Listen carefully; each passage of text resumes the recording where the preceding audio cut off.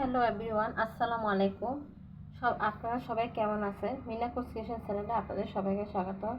আজকে আমি খুবই মজাদার একটি রেসিপি শেয়ার করব। আজকে এখানে আমি এক আটি পাট শাক ও এক আটি কলমি শাক কেটে ধুয়ে পরিষ্কার করে নিয়েছি। আজকে আমি পাট শাক ও কলমি শাকের সাথে শুটকি দিয়ে ভাজি করব। সবগুলো শাক আমি কেটে ধুয়ে পরিষ্কার করে নিয়েছি। শাকগুলো অনেক টাটকা ও তরতাজা। আর এখানে নিয়েছি আমি গোকুল মাছের শুটকি, আর নিয়েছি পেঁয়াজ কুচি, মরিচ, কাঁচামরিচ আর রসুন কুচি। আপনারা কে কে পাট শাক ও কলমি শাক খেতে পছন্দ করেন অবশ্যই কমেন্ট করে জানাবেন।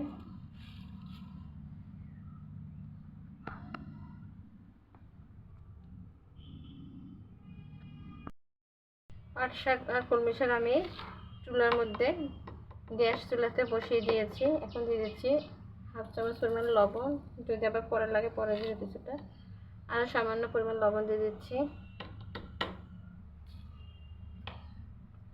শাকটা আগে প্রথমে আমি সিদ্ধ করে নেব।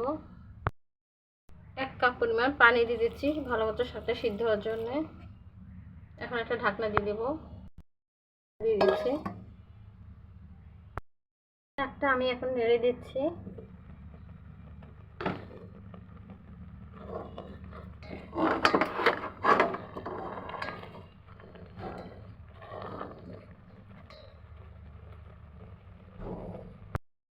পাট শাকটা আমি আবার নেড়ে দিচ্ছি।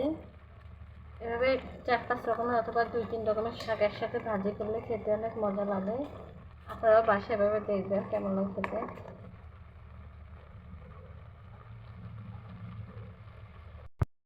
সিদ্ধ হয়ে গেছে, শাকটা আমি চুলা থেকে নামিয়ে ফেলছি। পাট শাক ও কলমি শাক আমি ফোড়ন দেওয়ার জন্য চুলাতে একটা ফ্রাই প্যান বসিয়ে দিয়েছি। দিয়ে দিচ্ছি পেঁয়াজ কুচি,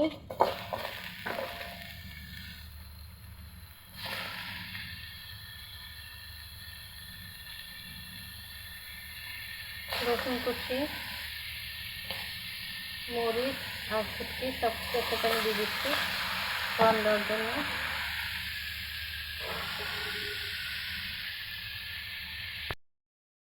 দিয়ে দিচ্ছি তেল,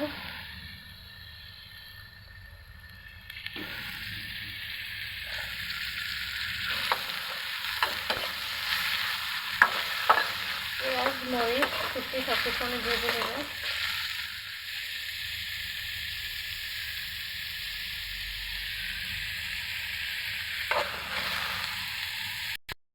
দিয়ে দিচ্ছি সামান্য পরিমাণ লবণ,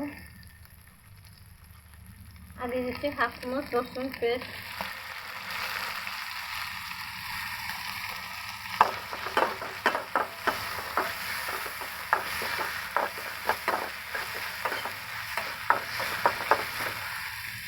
ভালো মতো পেঁয়াজ রসুন ভেজে নেব। পেঁয়াজ রসুন আর শুটকিগুলো ভালো মতো ভাজা হয়ে গেছে। একদমই শাক দিয়ে দেবো। আমি শাক দিয়ে দিয়েছি, পাঁচটা মরিচের সেদ্ধটা ভালো মতো আমি শাকটা দিয়ে নেব। শাকটা আমার ভাজি হয়ে গেছে। এখন চুলা থেকে আমি এটা নামিয়ে ফেলবো। এরকম শাক ভাজা দিয়ে গরম গরম ভাত খেতে অনেক মজা লাগে। আপনারা বাসায় ট্রাই করবেন। আমি এটা হাফ প্লেটে সার্ভ করে দিয়েছি। এখন শুধু একটু পরে আমি গরম ভাত দিয়ে এটা খাবো। আজকে সবাই ভালো থাকবেন। আজকে পর্যন্তই। আল্লাহ হাফেজ।